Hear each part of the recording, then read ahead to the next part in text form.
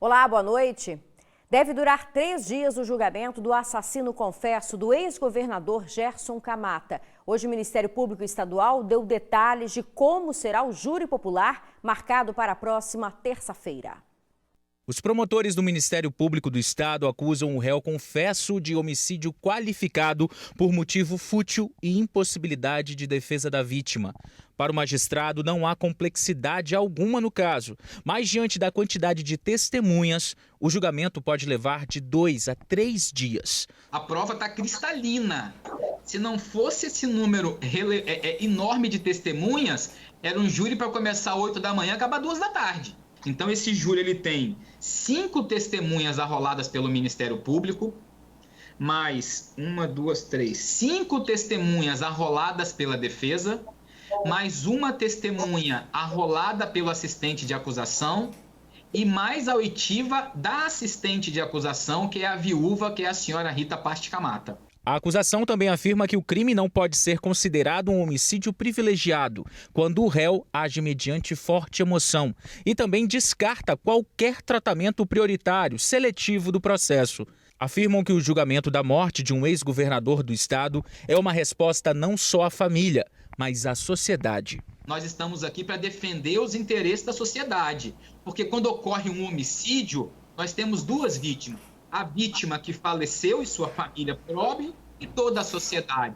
Todos nós somos vítimas de um crime de homicídio. O que nós estamos trabalhando é para que o processo ele tenha celeridade, uma celeridade razoável e não uma celeridade seletiva. Não tem seletividade nenhuma. Para nós, se a vítima é Gerson Camata ou é José da Silva, é indiferente. Nenhuma vida vale mais do que a outra. No início desse ano foi definida a ida de Marcos Vinícius Andrade, assassino confesso do ex-governador, a júri popular.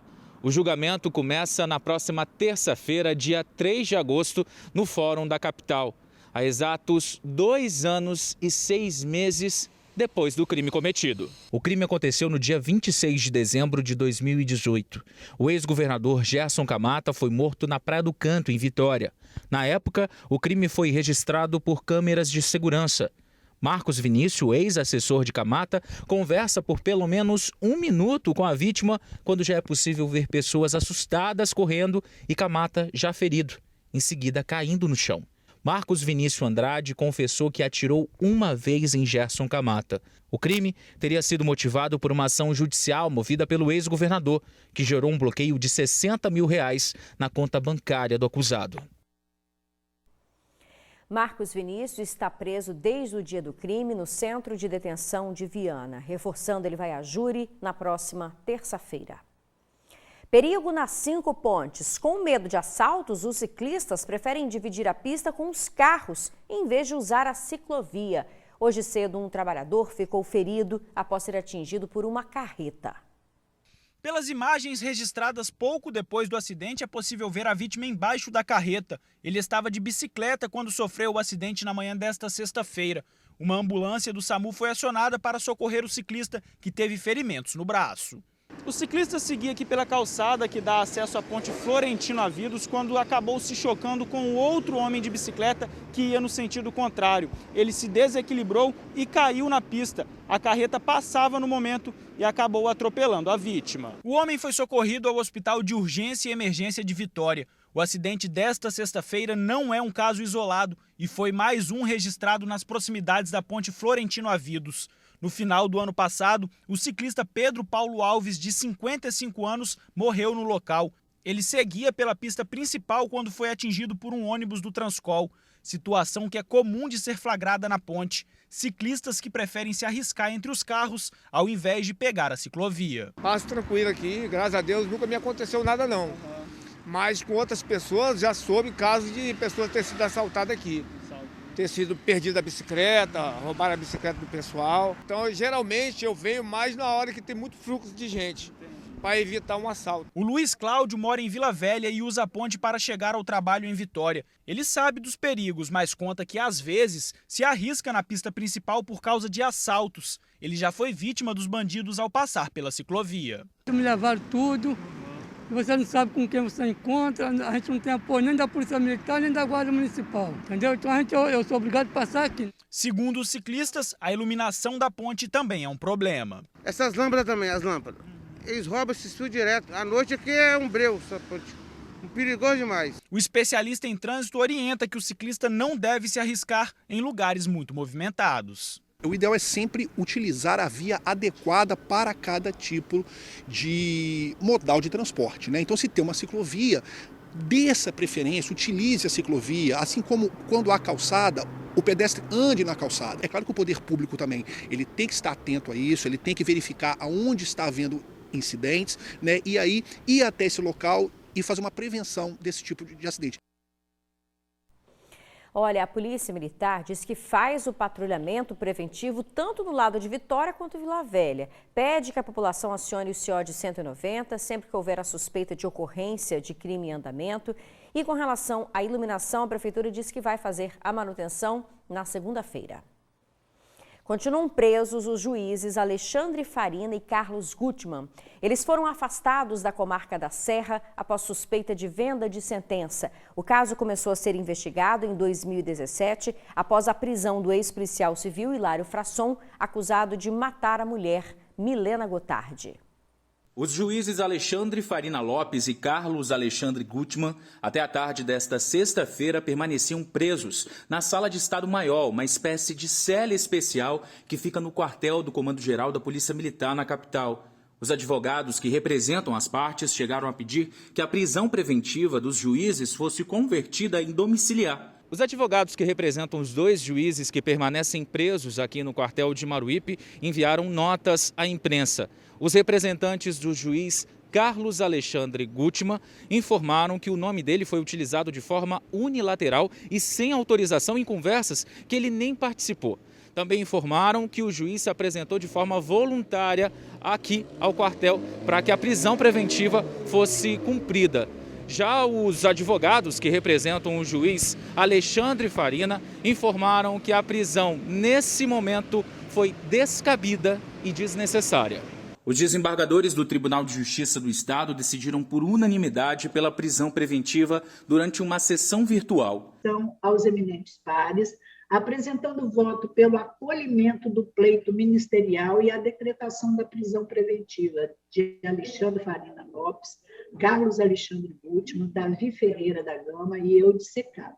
Na noite de quinta-feira, os juízes chegaram ao quartel. O primeiro foi o Alexandre Farina, que entrou no local em um carro, acompanhado dos advogados de defesa. Pouco tempo depois, o juiz Carlos Alexandre Gutmann também se apresentou ao QCG. Os magistrados são investigados por uma suposta venda de sentença que foi proferida em março de 2017, quando Farina e Gutmann atuavam na vara da Fazenda Pública da Serra. A história veio à tona durante as investigações do assassinato da médica Milena Gotardi. O ex-marido da vítima e mandante do crime, Hilário Frasson, deixou claro que preferia que a médica fosse executada na Serra, porque na cidade ele teria um juiz amigo. Os fatos ora apurados dizem respeito a crimes de corrupção passiva e ativa praticados pelos magistrados Alexandre Farina Lopes e Carlos Alexandre Gutmann, em concurso com os particulares Hilário Antônio Fiorati Frasson, Davi Ferreira da Gama, Valmir Pandolfi, Eudes Secato e do advogado Luiz Alberto Lima Martins. Os juízes já estavam afastados de suas funções desde o último dia 15. Além dos magistrados, outros 2 homens que teriam feito parte do esquema de compra de sentença tiveram a prisão preventiva decretada. A detenção dos 4 envolvidos foi um pedido da Procuradora-Geral de Justiça do Estado, Luciana Andrade. Um dos motivos seria interferência nas investigações. Com o passar das investigações, ocorre com a oitiva das testemunhas e dos investigados na fase extrajudicial, tivemos evidenciado um cenário de contínua interferência na produção de provas pelos investigados. E posso declinar quais? Encontro na cidade de São Paulo entre os investigados Eudes Secato e o magistrado Alexandre Farina. Intensa comunicação telefônica entre Davi Ferreira e o magistrado Gutmann.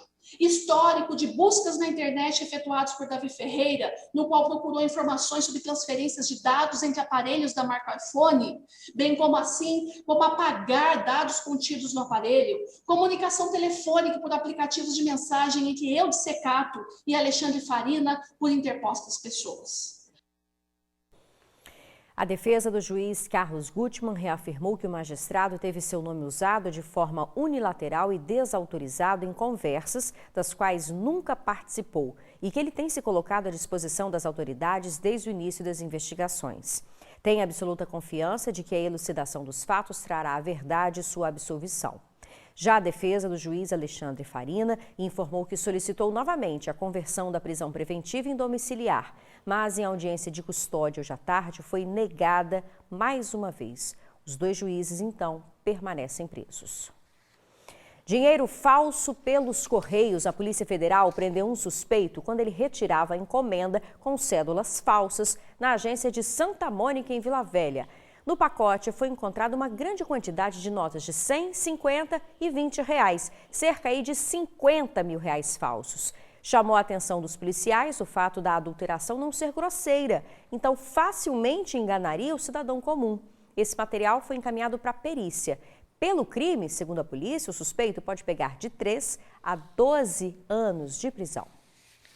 Agora a gente fala da insegurança na região de Jacaraípe, na Serra. Os moradores acordaram em meio a um tiroteio.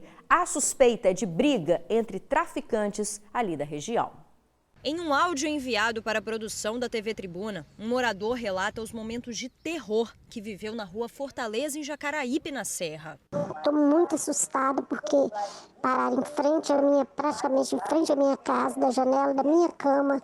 Eu vi eles se atirando e quando eu vi aquele monte de tiro eu me joguei no chão, mas eu tenho medo, muito medo. Encontramos moradores acuados, escondidos por trás dos altos muros das casas. Um deles nos mostrou um projétil que encontrou na rua logo depois do tiroteio.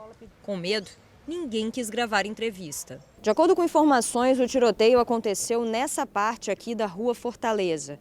Criminosos armados teriam chegado de carro, estacionado aqui na rua, e os dois homens que estavam no banco de trás do veículo teriam colocado o braço para fora, apontado a arma para cima e começado a atirar. Por trás dos muros das casas, os moradores ficaram muito assustados com o barulho dos tiros. Ninguém sabe o motivo pelo qual os criminosos promoveram esse tiroteio aqui na rua. Passaram dando tiro, inclusive foram recolhidos cápsulas do tiro e botou até à disposição para estar entregando para a polícia essas cápsulas para poder fazer uma investigação.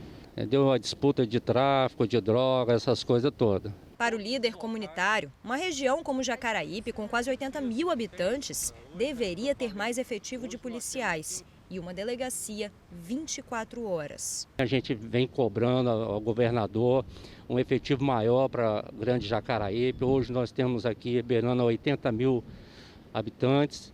Entendeu? A delegacia, o doutor Rodrigo também vem feito um excelente trabalho também, mas com pouco contingente. Se essa delegacia funcionasse 24 horas, seria bem melhor para a gente. Bem, a PM diz que faz o policiamento ostensivo na região com abordagens e também cercos táticos. Está pedindo para que os moradores busquem o conselho para discutir a demanda. Quanto ao pedido de uma delegacia, a Polícia Civil diz que a região conta com 2 distritos para atender as ocorrências e os casos mais complexos vão para a delegacia regional. A seguir, navio atracado no porto de Vila Velha está em quarentena. 15 tripulantes testaram positivo para a Covid. Nós já voltamos. Um navio de bandeira dinamarquesa está isolado no porto de Vila Velha após tripulantes testarem positivo para a Covid-19. O navio veio do porto de Santos trazendo óleo diesel e chegou na segunda-feira. 2 tripulantes passaram mal, testaram positivo e foram internados. O restante da tripulação fez teste e mais 13 pessoas testaram positivo. No total, 15 estão infectados. De acordo com a Codesa, que administra o cais, ninguém entra e nem sai do navio. A Anvisa determinou que todos os 22 tripulantes fizessem exame e que o navio fosse desinfectado. A Secretaria de Saúde do Estado investiga a possibilidade de novas variantes da Covid, vindas da África do Sul, Reino Unido e Índia. Agora a gente fala do mapa de risco, ele foi divulgado agora há pouco, e a maioria das cidades capixabas permanece em risco baixo, inclusive a Grande Vitória. Esses municípios estão em verde no mapa, são 73 no total. A gente vê em amarelo os municípios em risco moderado, que são no total de 5. Governador Lindenberg, Ibiraçu, Santa Teresa, Alto Rio Novo e Rio Novo do Sul. Esse novo mapa passa a valer na segunda-feira. Uma notícia boa é que o Espírito Santo alcançou a menor taxa de transmissão da Covid desde o início da pandemia. Está em 0,58. A Grande Vitória também está com a menor taxa desde o início da pandemia em 0,1. São dados do Instituto Jones dos Santos Neves. Nas últimas 24 horas, gente, 9 pessoas perderam a vida, houve o registro de quase 700 novos casos. Até hoje, o Espírito Santo perdeu 11.888 pessoas e mais de 542 mil tiveram contato com o vírus. Com relação à vacinação de Covid, já receberam a primeira dose mais de 1.941.000 pessoas e a segunda dose mais de 815 mil pessoas. O Espírito Santo, inclusive, está com mais de 20% da população com imunização completa contra a Covid, o que coloca o estado em 4º lugar no ranking da vacinação entre os estados brasileiros. A seguir, 4 pessoas são presas em oficina por receptação de veículos. Os detalhes em instantes. 4 homens foram presos suspeitos de receptar veículos em Cachoeiro de Itapemirim, no sul do estado. Os suspeitos foram presos em flagrante enquanto desmontavam um veículo que tinha restrição de furto e roubo do estado de Minas Gerais. Segundo a polícia, eles fazem parte de uma organização criminosa responsável por receptar veículos furtados e roubados. A prisão foi dentro de uma oficina clandestina no bairro Campo de Leopoldina. No local também foram apreendidos um motor de um veículo Ford EcoSport que também encontrava-se com restrição, além de aproximadamente 200 motores de veículos já desmontados. O lugar foi lacrado, o material apreendido e os suspeitos encaminhados à Delegacia Regional de Cachoeiro. E esse frio, hein, gente? Hoje, Santa Teresa registrou 7,8 graus. Foi a menor temperatura do Espírito Santo. E se prepara, tá? O sábado pode ter a madrugada mais fria do ano. Esse tempinho gelado vai ficar até domingo e há a possibilidade, inclusive, da formação de geada nas regiões com altitude mais elevada. Inclusive, sensação térmica que pode ser abaixo de 0. Então, se aquece nessa sexta-feira fria. Vamos acompanhar pelo menos as imagens do friozinho, né? Bom final de semana para você. Até segunda-feira.